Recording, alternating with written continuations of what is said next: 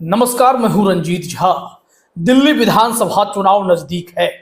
ऐसे में इस बार किसी भी सूरत हाल में बीजेपी दिल्ली फतह करना चाहती है। इसलिए रमेश बिधूड़ी और प्रवेश वर्मा जैसे पूर्व सांसदों को टिकट देकर विधानसभा में उतार दिया है। इसलिए इन दोनों को उन्होंने आम आदमी पार्टी के बड़े चेहरों के मुकाबले खड़ा किया है। आतिशी के सामने रमेश बिधूड़ी हैं और अपमानजनक शब्दों का प्रयोग अनवरत जारी रखे हुए हैं। दूसरी तरफ अरविंद केजरीवाल के सामने इन्होंने प्रवेश वर्मा को उतारा है, जो पैसे बांटते इस बीच पकड़े गए थे। लेकिन अब इन्हें जिताने के लिए क्या खेल हो रहा है? सिर्फ और सिर्फ टारगेट पर क्या अरविंद केजरीवाल ही हैं कि अगर उन पर लिकर पॉलिसी केस में स्कैम का आरोप लगा, उन्हें जेल में डाला गया, तो जनता के जरिए यह मैसेज दिलाने की भी पूरी कोशिश है कि अरविंद केजरीवाल चुनाव हारे ही हारे और हार जाए, ताकि यह संदेश दिया जा सके कि दिल्ली की जनता ने करप्शन करने वाले अरविंद केजरीवाल को सत्ता से बेदखल किया है और विधायकी भी जीतने नहीं दी है। लेकिन धरातल पर सिचुएशन कुछ और है। केजरीवाल की स्कीम हो या फिर उनके पूर्ववत जो योजनाएं चल रही हैं, उसका लाभ लेने वाले केजरीवाल से इस वक्त तो मुक्ति शायद नहीं चाहते। तभी तो बीजेपी ने फर्जी सर्वे भी वायरल करके बताया था कि इस बार तो बीजेपी का पलड़ा भारी है। एबीपी वाला अगर आप लोगों ने सर्वे देखा है तो बता दें कि वो फर्जी था। खैर, अब जो सबसे बड़ा खेल हुआ है कि केजरीवाल हारे तो कैसे हारे, इसके लिए वोट घोटाला किया जा रहा है। आप जानते हैं कि अधिकतर विधानसभा चुनावों में देखा जाता है कि चुनाव के बाद 1-2 दिन के बाद चुनाव आयोग अचानक से 6 से 8% तक वोटिंग परसेंटेज बढ़ा देता है कि नहीं, इस वक्त जो हमने अगर आपको 58 बताया तो वो 64 मानकर चलिए, क्योंकि वो 6-7-8% आखिरी के 1 घंटे में वोटर्स आए थे जिन्होंने लाखों में वोट कर दिया। और उसके बाद जब नतीजे आते हैं, जहां तमाम सर्वे पीछे छूट जाते हैं, जो पार्टियां जीत रही होती हैं वो बुरी हार जाती हैं। यह सब कैसे होता है? इसको लेकर चुनाव आयोग से आप सफाई मांगेंगे तो जवाब नहीं मिलेगा। दिल्ली में अरविंद केजरीवाल अलर्ट हैं। जहां से वो चुनाव लड़ते हैं उस सीट पर ही खेल शुरू कर दिया गया। 5% जो है वोट काटे गए, 10% वोट ऐड कर दिए गए। अब जो 10% वोट ऐड किए गए वो वोटर आखिर कौन है? और जो वोट काटे गए हैं, किनके काटे गए, किसने आवेदन किया, इस पर भी कई लोग एक्सपोज हो गए। चुनाव आयोग के सामने जिन को पेश किया गया वो मुकर गए कि हमने तो कोई आवेदन वोट कटवाने के दिए ही नहीं थे। तो फिर यह पूरा खेल कौन कर रहा है? अब यहां केजरीवाल लगातार समझा रहे हैं कि 5% वो वोट काटे जाते हैं जो आम आदमी पार्टी के वोटर्स होते हैं, जो कोर वोटर होते हैं, और ऐड किसे किया जा रहा है उसका कोई सबूत ही पता नहीं चल रहा। और यही जो 10% वोटर्स हैं जो लास्ट में आखिरी 15 दिन में 10 दिन में 10,000 11,000 वोट ऐड किए गए हैं एक सीट पर, वो निर्णायक साबित होंगे। आखिरी 1 घंटे में फिर कह दिया जाएगा कि वोटिंग प्रतिशत इसलिए बढ़ गया कि आखिरी 1 घंटे में लाखों लोग वोट देने के लिए उमड़ गए, जैसे महाराष्ट्र में बताया गया था। केजरीवाल इस खेल को अच्छे से समझ गए। हम जरा यहां आपको एक रिपोर्ट दिखाते हैं। यहां आतिशी ने कुछ जानकारी दी, प्रेस कॉन्फ्रेंस भी हुए और भी कई ऐसे तथ्य उन्होंने रखे। हिंदुस्तान के रिपोर्ट में कहा गया कि वोट का अधिकार हमारे देश के संविधान का मौलिक अधिकार है, लेकिन आज भाजपा वोट का अधिकार पर घोटाला कर रही है। इस देश के संविधान की धज्जियां उड़ा रही है। नई दिल्ली विधानसभा में बहुत बड़े स्तर पर वोटर स्कैम सामने आया है। देश भर में हर साल समरी रिवीजन होता है और इलेक्टोरल रोल बनता है। पूरी वोटर लिस्ट की रिवीजन होती है। 29 नवंबर तक दिल्ली में हो गई थी ये सारी चीजें।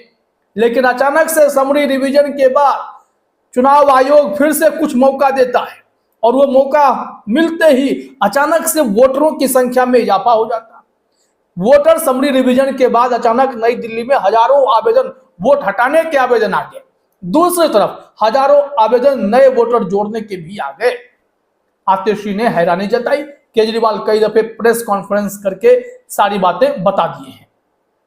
यहां हम आपके सामने दो पॉइंट रखते हैं जो इन्होंने ही कहा है, मुख्यमंत्री आतिशी ने कहा है, उसमें दम है। आप इस गणित फिगर से समझिएगा कि खेल कितना बड़ा है। हिंदुस्तान ने कहा, मुख्यमंत्री ने कहा कि नई दिल्ली विधानसभा में जहां करीब 1 लाख वोटर हैं, केजरीवाल की सीट पर बात कर रहे हैं, 15 दिसंबर और 2 जनवरी के बीच 10,500 वोट जोड़ने के आवेदन आए। 1 लाख वोटर और उसमें 10,000 नए जोड़ दें तो ये नए वोटर तो पूरे चुनाव को उलट पुलट कर देंगे। 24 दिसंबर को 1103, 25 को 982, 27 को 549, 29 जो दिसंबर है उसमें 734 आवेदन आए। यानी हर रोज कहा जा रहा है कि 800 से 1000 आवेदन आए। ये लोग समरी रिवीजन तक कहां थे? इससे यह साफ है कि गलत तरीके से वोटर जोड़ने की साजिशें हो रही हैं। दूसरी तरफ वोटर डिलीट करने की भी साजिश हो रही है। 29 अक्टूबर से 2 जनवरी के बीच 6167 वोटर डिलीट करने के आवेदन आए। अब कहा जा रहा है कि एक दिन में कभी 500 कभी 1000 आवेदन। 19 दिसंबर को 1500 आवेदन आए। गलत तरीके से वोट काटने की साजिश हो रही है। अब यहां पर समझना होगा कि आतिशी अगर ये फैक्ट्स रख रही हैं, उन्होंने कुछ और आंकड़े निकाले हैं क्या? कुछ और आंकड़े हैं, जरा वो भी अपने स्क्रीन पर आप देखिए। आतिशी ने कहा कि वोटर नाम काटने के कुल आवेदन में से 4283 आवेदन मात्र 84 लोगों ने डाले हैं। कौन है ये लोग जो इतने लोगों के वोट कटवा रहे हैं?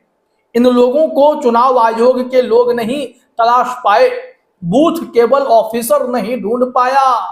बूथ लेवल कीजिएगा, बूथ लेवल ऑफिसर यानी बीएलओ इसे ढूंढ नहीं पाया। क्या इनकी मौत हो गई इन लोगों की या शिफ्ट हो गए? लेकिन इन 84 लोगों ने तलाश ली। इन 84 लोगों को जब चुनाव आयोग ने नोटिस देकर बुलाया तो सनसनीखेज खुलासा हुआ कि जब सुनवाई के लिए आए तो हाथ खड़े कर दिए कि उन्होंने कोई आवेदन नहीं दिया। खान मार्केट के तरुण कुमार चौटाला के नाम से 106 आवेदन थे। 2 जनवरी को सुनवाई के दौरान उन्होंने कहा कि एक भी आवेदन उन्होंने नहीं दिया। गोल मार्केट की उषा देवी के नाम से 52 एप्लीकेशंस आए थे। उन्होंने कहा कि एक भी आवेदन पर साइन नहीं किया। राजकुमार के नाम से 82 आवेदन थे। जब 4 जनवरी को पेश हुए उन्होंने कहा कि मैंने एक भी आवेदन नहीं किया। तो फिर ये खेल कैसे हुआ सर? ये समझ से परे है। अब ऐसे में सवाल चुनाव आयोग पर भी उठता है। क्या है चुनाव आयोग पर आतिशी का आरोप? दिल्ली के मुख्यमंत्री का जरा देखिए। आतिशी ने चुनाव आयोग के रुख पर भी सवाल खड़े किए और कहा कि उन्होंने मुख्य चुनाव आयुक्त को लेटर भी लिखा है। आतिशी ने कहा बहुत बड़े स्तर पर वोटर लिस्ट में घोटाला चल रहा है। लोगों के पहचान पत्र के साथ झूठे आवेदन दिए जा रहे हैं। पूरे प्रकरण में चुनाव आयोग प्रबंधन का रुख भी संदिग्ध रहा है। जब इतने सबूत सामने आ गया तो हमारा चुनाव आयोग से सवाल है कि आपने जांच क्यों नहीं बिछाई? अभी तक चुनाव आयोग के अधिकारियों ने कोई जांच नहीं की है। मैंने चीफ इलेक्शन कमिश्नर को लेटर लिखा है। हमने समय मांगा है और जिस प्रकार से इतना बड़ा वोटर स्कैम हो रहा है उस पर तुरंत कार्रवाई होनी चाहिए, उन्होंने मांग की है। क्या इस मांग पर चुनाव आयोग एक्शन लेगा? अभी तक तो चुनाव आयोग सिर्फ पैरेलल में एक नोटिस जारी कर यह बताता रहता है कि हमारे ऊपर लगाए गए तमाम आरोप गलत है, हम पर कोई भी आरोप मत लगाओ।